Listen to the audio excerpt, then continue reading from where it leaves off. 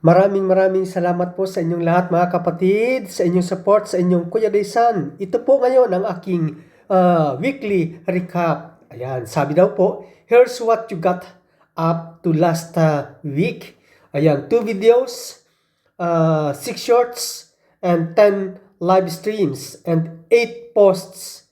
Ayan po, naka 1.1k 1,100 people turned into you. Thank you very much. And here's how people found you. Ayan, 1 sa short fed, 2 sa YouTube search, and 3 sa channel pages. And this is what they watch. The Christmas 2025 new building apartments in Cisterna Dalitina and at work. Ayan, thank you very much. People didn't just watch, they interact. 27 likes, 18 shares, and 13 comments. Thank you very much. And let's play the game. Ayan. What was your most viewed video last week?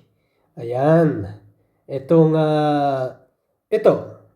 Nagkarong pala ako. Doon pala sa Christmas 2025. Ayan. Thank you anyway.